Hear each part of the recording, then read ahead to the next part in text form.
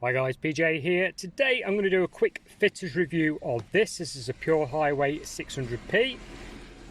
And basically this is a DAB add-on to your original factory fitted radio. So if your factory fitted radio or your aftermarket radio doesn't have DAB, you can get one of these bits of kit and make it pick up DAB by tuning in an FM frequency. So tune an FM frequency into this bit of kit and play through it. Or you can plug it through an auxiliary, a 3.5mm jack plug. So we've got instructions, we have cigarette lighter connection there for power should you wish to do that, or you can hardwire it to the vehicle's fuse box, which is what I will be doing on this particular vehicle. And we have a microphone there. What else have we got? Quite a long cable, so if you guys are fitting it in like a Volkswagen Transporter or such like, you should be pretty well covered. That's a very long cable, which is necessary to go all the way from the unit across the dashboard, so that's pretty good that they've supplied that. Here's the antenna. This will stick above the headlining up onto the roof of the car like so, or this way around, and then your DAB film aerial, clear film, plugs on there and sticks to the window screen.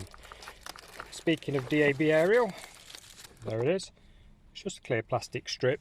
The white is a sort of card that it's wrapped in to protect it, but it plugs in to this box and yeah, sits neatly out of the way.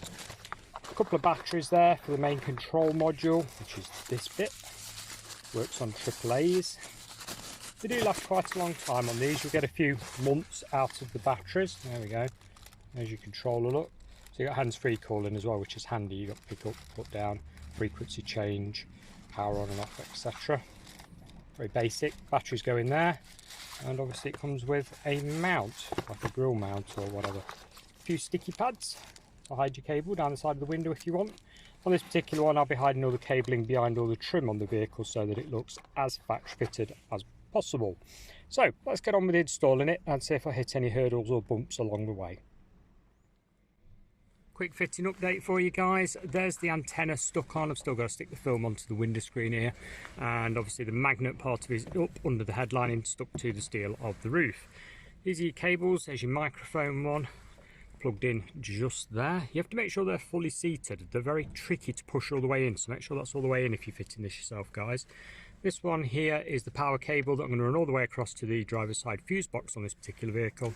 And here we have the 3.5mm jack plug auxiliary cable, which I'm going to feed behind the airbag, down the pillar and into this 3.5mm jack plug, which is right near the handbrake on this car. So it's got to go quite around the houses to get to it.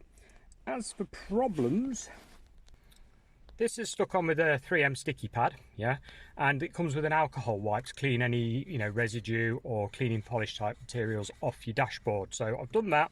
But as per usual, I mean, it is a damp day. It's always a damp day in England, but there you go. This literally isn't sticking. So if we just quickly pop that on. Yeah, gonna have some fun with that one, guys. So there's a little problem to overcome. Maybe a different type of sticky pad. I'm sure there's a solution and I'm sure I'll figure it out. But for now, yeah, that's the only problem I've come across. We shall carry on. This is the fuse box side of the vehicle. There's your USB power cable, which I've put a fuse spur on. You get these from eBay, Amazon. It's basically a fuse doubler, so you can double up a fuse socket. Just use a multimeter to test what's ignition live, and then you know which fuse you can use. Earthwise, we're up here, there's your earth. Nice and simple. Okay, quick test. Original factory radio sits auxiliary. Plugged in the auxiliary socket down there. And the unit itself. There we go, there's Radio X. Can change different radio stations by turning the dial. You just click it in to choose them. And obviously power on and off there, search up and down. You can favourite some stations. So if you want to favourite a handful of stations, you can do quite easily. Got tuning, but it has already self-tuned. Now I've had the heater on this thing to try and heat the pad up to stick it on. Feels okay, so hopefully we're good to go on that particular one. But yeah, it does tune nice and quickly. So if we just do that one, just show you how quickly it tunes. There we go, that's tuned in already and is playing. Guys, I can't play any music because obviously copyright with YouTube.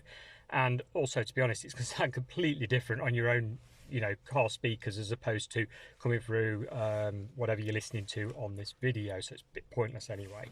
The screen goes off, it's meant to, it's to save the batteries. And once the sticky pad's adhered, if you want to take it out overnight so it doesn't get stolen, you just pull up and this piece comes off and leaves the mount behind, so you can sort of stash it out of the way, which is quite a nice feature. There we go. And it basically goes off with the ignition, as you would expect. It does the job very well, and to be honest, it's picked up a ton of stations. So yeah, quite impressed for the sort of, well, 80, 90 pounds that these cost. Apart from the sticky pad issues, which I think, you know, will depend on the conditions. Like I say, it's peeing it down with rain at the moment. And also the type of flat surface you're trying to stick it to. So this is a pretty decent bit of kit, to be honest. I'll give this a good 8 out of 10. It was easy to install. I will show, you know, like I say, I have shown you the wiring side of it. So yeah, overall very good. Thanks for watching. Bye for now.